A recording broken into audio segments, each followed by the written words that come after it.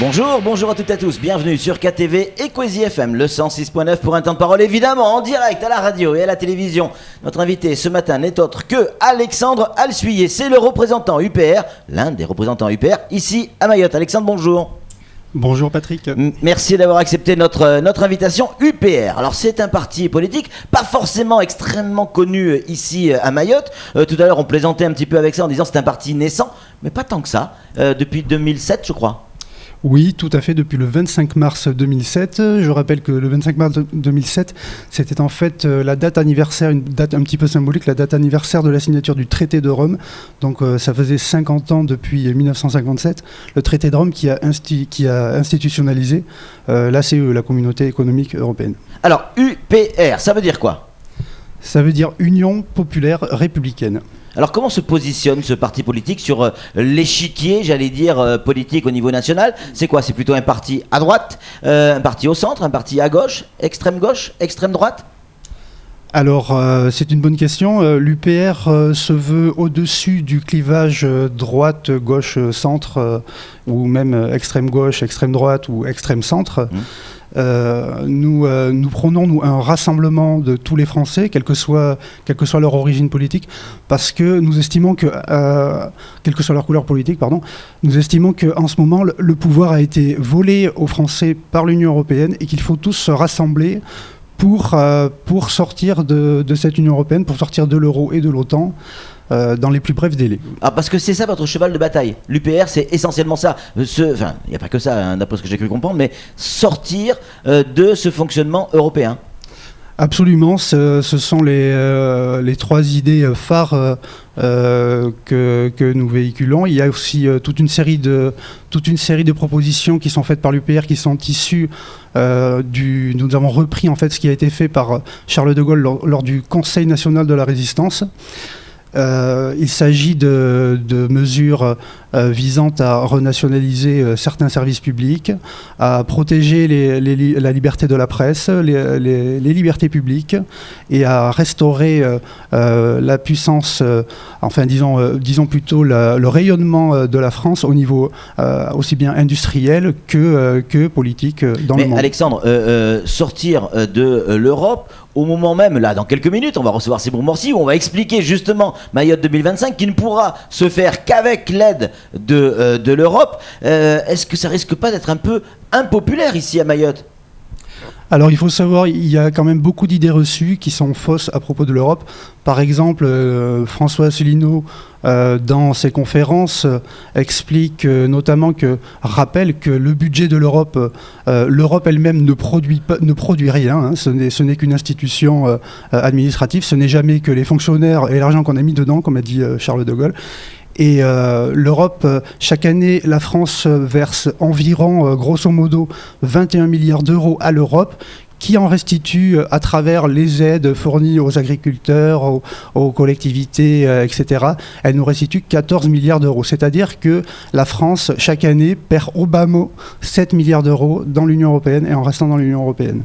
Ouais, donc c'est pour vous, l'objectif, effectivement, c'est garder cet argent, au lieu de le donner à l'Europe et de le redistribuer à des pays qui en ont besoin, parce que c'est aussi ça, vous dites non, on garde tout pour nous et on se débrouille avec ce qu'on a. Absolument. En fait, ce que nous disons, c'est que si nous quittons l'Union européenne, l'État français pourra toujours donner exactement les mêmes subventions que l'Union européenne fournit actuellement, mais en plus, nous aurons 7 milliards à dépenser en plus pour poursuivre d'autres politiques de redressement national. Mais on est toujours plus fort quand on est plus nombreux, Alexandre. L'Europe, aujourd'hui, l'euro aujourd'hui a une véritable puissance, on le voit face au dollar, on existe économiquement parlant. Donc ça également, c'est une idée qui est un petit peu fausse. On voit au contraire que les pays de la zone euro actuellement, la zone euro est la lanterne du monde actuellement au niveau de la croissance.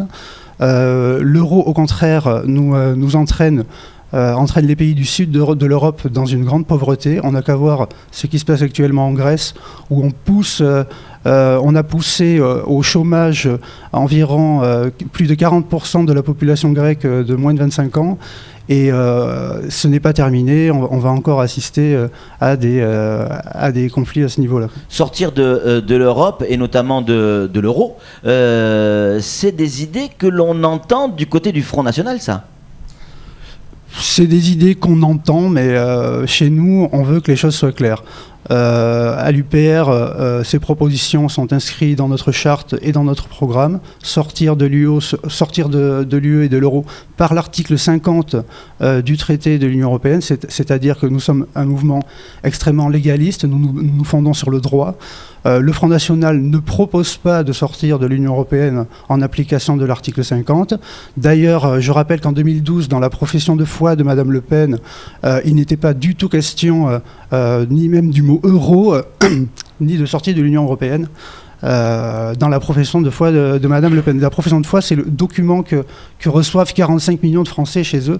C'est quand même, s'il faut en parler, c'est quand même, nous pensons, le moment auquel il faut pas oublier durant lequel il ne faut pas oublier de le dire. Alors avant de donner la parole à Sam et à Flo, encore une question, Alexandre. À l'échelle de Mayotte, comment, j'allais dire, qu'est-ce qui vous pousse à penser de la sorte, dans le sens UPR, compte tenu du contexte mahorais? C'est l'insécurité ? Il y a de nombreux problèmes à Mayotte. Je ne vais pas tous les énumérer ici. Les principaux. Pense que les gens en sont bien conscients. Il y a évidemment des problèmes d'insécurité, des problèmes d'aménagement du territoire, on va dire, qui touchent tous les domaines, le domaine de l'éducation, le domaine de l'assainissement public. Mayotte est un territoire quand même qui est très touché par le chômage également. Donc il y a des politiques d'envergure à mener dans ce territoire, et nous voulons rappeler que la voix des Mahorais est importante. Nous sommes tous des Français et nous devons tous essayer de sauver notre pays en quittant l'Union européenne. Du moins c'est le discours que... Ça veut dire aussi quitter le statut département ou pas ? Ou ça n'a rien à voir ? Pas forcément, non, ça n'a rien à voir. Samuel Bocher, le rédacteur en chef de France Mayotte Matin, a une question à vous poser, Alexandre. Le patron de l'UPR, François Asselineau, explique que les fonctionnaires, plus ils sont haut placés, c'est comme des livres sur une étagère, plus ils sont haut placés, moins ils sont accessibles et moins ils servent. Et pourtant, c'est un pur produit de l'ENA. Est-ce qu'on doit lui faire confiance à ce titre-là dans son discours ? Écoutez, à l'UPR, on se refuse, on n'aime pas trop faire de l'anti-parlementarisme. C'est un petit peu facile de dire tous les politiciens sont pourris. Bon, c'est pas vrai, c'est pas ce que nous pensons. Nous pensons qu'effectivement, il y a quand même une certaine élite actuellement qui se préoccupe plutôt de servir ses propres intérêts au lieu de servir, comme la Constitution française le lui impose, les intérêts du peuple français. Flo, vous parliez tout à l'heure de cette politique européenne qui met dans la misère les pays du Sud.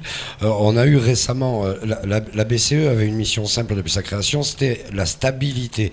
On s'est aperçu que ça marchait pas, et depuis un an, ils sont passés à de l'investissement, et ça commence à changer chez les pays les plus forts. Les 7 millions qui nous manquent en retour, si on sort de l'euro, les 7 milliards, ouais. 7 milliards. On aura une taxation totalement différente sur la circulation de nos marchandises vers les autres pays qui, eux, seront dans l'Europe, et ça risque de nous coûter plus de 7 milliards, vous pensez pas ? Non, pas du tout, ça ne risque pas de nous coûter plus de 7 milliards, puisque je rappelle que actuellement notre industrie est dans un déclin complet, et que suivant les principes de l'économie keynésienne, ce qui est la seule chose dans la situation où nous nous trouvons, qui est une situation de choc asymétrique vis-à-vis des autres pays de l'Union européenne, la seule chose qui peut remonter notre économie, c'est justement la dépense publique. Il ne faut pas oublier que l'économie d'un État, ce n'est pas l'économie d'un ménage. Un ménage qui touche un salaire fixe peut effectivement arrêter de dépenser pendant un mois pour retrouver l'équilibre le mois suivant. Un État, ce n'est pas comme ça que ça fonctionne. Les rentrées d'un État, ce sont avant tout les impôts qu'il engrange et les bénéfices qu'il réalise sur son commerce extérieur. Donc nous pensons que le fait de redresser la balance et de relancer l'investissement public permettra justement de réaliser, de rentrer dans un cercle vertueux qui améliorera, c'est d'ailleurs ce que disent de nombreux, plusieurs prix Nobel d'économie, dont Joseph Stiglitz par exemple, qui prône absolument la sortie des pays de l'euro le plus vite possible pour les pays du Sud. Alexandre, à l'échelle de Mayotte, c'est important. Nous, petite radio locale de Mayotte, petite télévision locale de Mayotte, on s'intéresse évidemment à notre département. Imaginons, fiction ou pas fiction, imaginons que au plus haut niveau, dans les prochaines élections, c'est effectivement l'UPR qui est en place. Qu'est-ce que ça peut changer pour Mayotte? À quoi va ressembler Mayotte si l'UPR est en place? Alors ça, c'est difficile pour moi de vous le dire, puisque l'UPR, comme je vous l'ai dit, a 3 axes principaux. Nous avons également dans notre programme prévu des mesures qui sont tirées du Conseil national de la résistance, et notamment nous voulons l'instauration d'un référendum d'initiative populaire, d'un vrai référendum d'initiative populaire, et également l'instauration du vote blanc de plein droit. Donc, ça veut dire quoi? Ça veut dire que le vote blanc, il faut que le vote blanc ait une valeur. Exactement, il faut que si le vote blanc arrive en tête lors d'une élection, ça invalide complètement l'élection et qu'on recommence avec de nouveaux candidats qui ne se sont pas présentés à la première élection. Donc, qui peut dire, je pense que c'est une chose un petit peu sans précédent dans les démocraties occidentales, et qui peut prévoir exactement de quelle façon sera changée, transformée la France ou les dom-toms.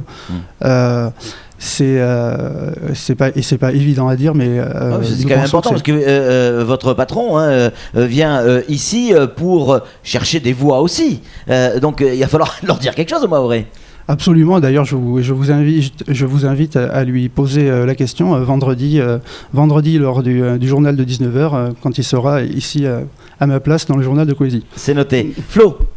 Oui, ou ça, je sais plus. Je voulais revenir sur la relance keynésienne, qui est un modèle qui effectivement sur le papier est très joli, mais le dernier à avoir testé le truc, c'était Monroy, et on s'est ramassé complet avec un système de relance keynésienne de l'économie. Tant que nous sommes sous l'empire des traités européens, les dirigeants de la France, de toute façon, n'ont pas les manettes essentielles qui permettraient d'appliquer une politique monétaire nationale, souveraine, qu'elle soit keynésienne ou autre. C'est-à-dire que nous devons nous plier de toute façon aux recommandations des commissaires européens, et à l'heure actuelle, on peut même estimer que ce n'est plus M. Hollande qui gouverne réellement la France, c'est plutôt la Commission européenne qui nous impose, comme je le disais, de nombreuses mesures d'austérité. Sam ? Nicolas, la France avait quitté de manière participative et active l'OTAN. Nicolas Sarkozy l'a réintroduite. Quel est l'intérêt de vouloir oublier ce traité avec l'OTAN, la participation de la France ? Eh bien, nous rappelons que l'OTAN a été créée durant la guerre froide pour contrer le pacte le pacte de Varsovie. Et à l'heure actuelle, nous ne sommes plus dans la guerre froide, donc nous estimons qu'il n'y a plus de nécessité à être dans l'OTAN. C'est d'ailleurs ce qu'avait prévu Charles de Gaulle. Je cite beaucoup Charles de Gaulle parce que c'est quand même nous estimons le dernier grand président français qui a Vous êtes nombreux à vous revendiquer de Charles de Gaulle, et ce, quel que soit le parti politique, à gauche comme à droite. Absolument, je le reconnais, beaucoup de gens s'en prévalent, quoi. Ouais. Seulement, nous, dans les textes, on essaye d'appliquer réellement ce qu'il a pu dire. Cela dit, nous ne sommes pas un parti gaulliste, nous, pas nécessairement. De Gaulle a également pu faire des erreurs dans sa carrière. Allez, il nous reste 1 minute. Petit quiz, rapidos. Allez, on est dans la fiction. On est au 2e tour des élections présidentielles. Hollande, Sarkozy, vous votez pour qui ? Moi, je pense m'abstenir si je n'ai le choix entre la peste ou le choléra. M'abstenir parce que le vote blanc, hélas, c'est une belle idée, mais ça fait grimper les taux de participation. Et avoir un fort taux de participation à une élection, c'est aussi justifier un pouvoir qui est en place et qu'on n'a pas forcément voulu, quoi. Ouais. Surtout s'il n'a pas de valeur. Donc si le vote blanc n'a pas de valeur, il n'a pas vraiment, c'est un petit peu même contre-productif de voter blanc. C'est triste à dire, mais l'abstention est plus significative. Si Marine Le Pen est au second tour, vous abstenez également ? Écoutez, oui, je ne crois pas personnellement à l'élection de Madame Le Pen. Dernière conclusion. Oui, conclusion. Qui est au 2e tour, vous vous abstenez pas ? Eh bien, François Asselineau, bien sûr, et l'Union populaire républicaine. À part lui. C'est difficile à dire, parce que de toute façon, personne. Je crois que les candidats pour la prochaine élection de 2017 ne sont pas encore déclarés, donc. C'est pas évident de vous répondre. En tout cas, François Bayrou a dit qu'il irait. Qui ira où ça?